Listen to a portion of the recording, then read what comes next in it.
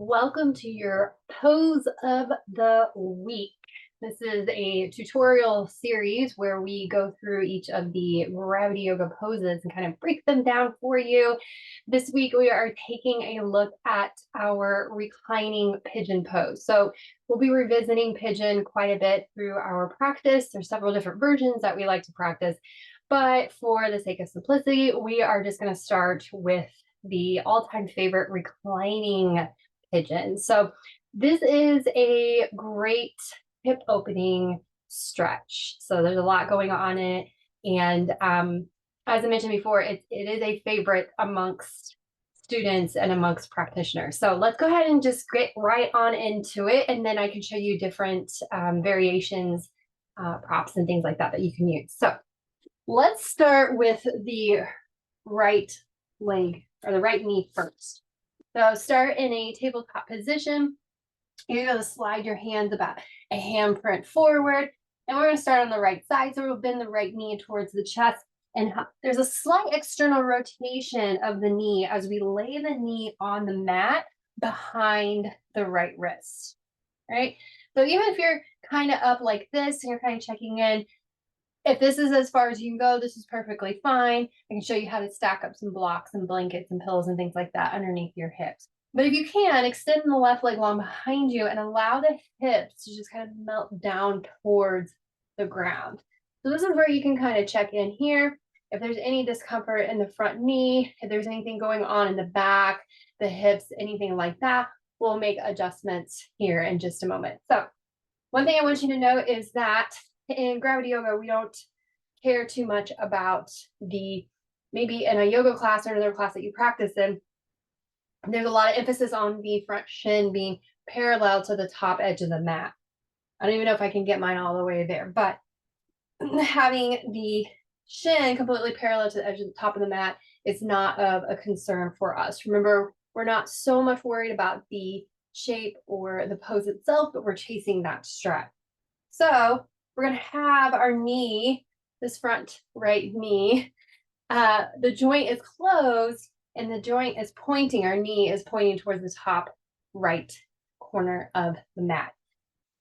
Shoulders, torso squared towards the front of the mat.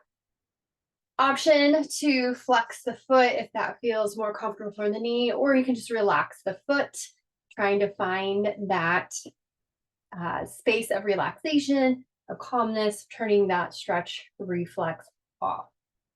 Then, as we start to melt deeper into the pose, we'll just crawl our hands out forward, forward, forward, and melt the chest down towards the mat. Some people like to come up and stay up on forearms. If you do that, just turn the palms up towards the sky. Maybe relax the shoulders, the neck, just let the head hang. Some folks like to place a block underneath the forehead. You can try this out, maybe a block or two, and see how that feels. And of course, as you're melting deeper into the stretch and you feel that you can go deeper and melt closer to the ground, you can extend your arms long overhead. I don't have a whole bunch of room in front of me to demonstrate that for you.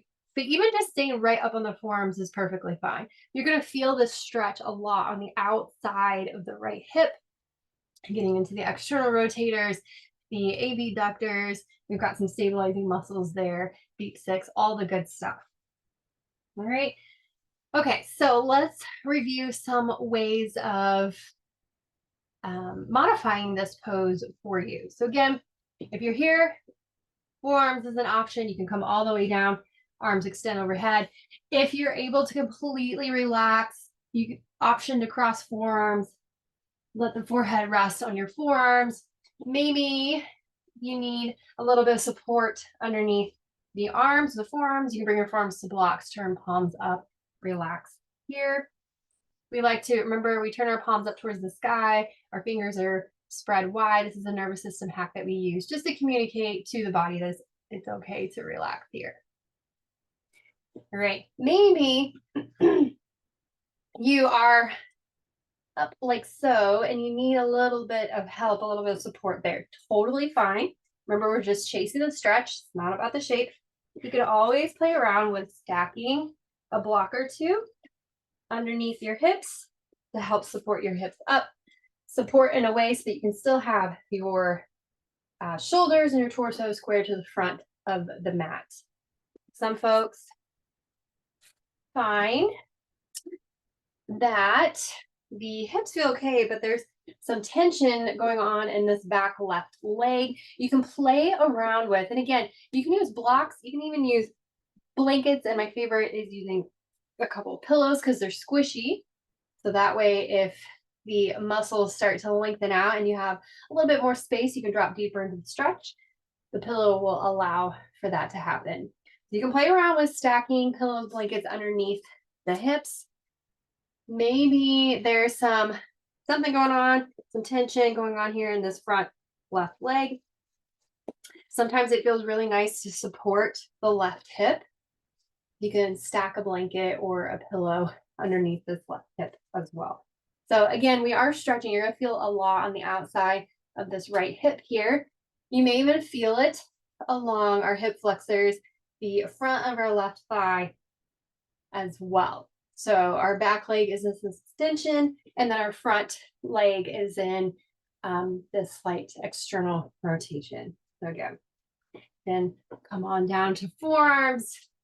Arms extend long overhead, wherever you can, to find a little bit of relaxation, be a little bit finding that stillness, breathing here, and holding here for the 5 minutes.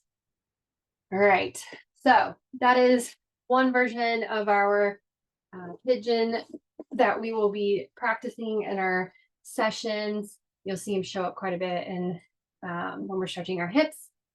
There are lots of different variations you can kind of play around. Again, remember, this is your practice. This is your reclining pigeon. So play around with it.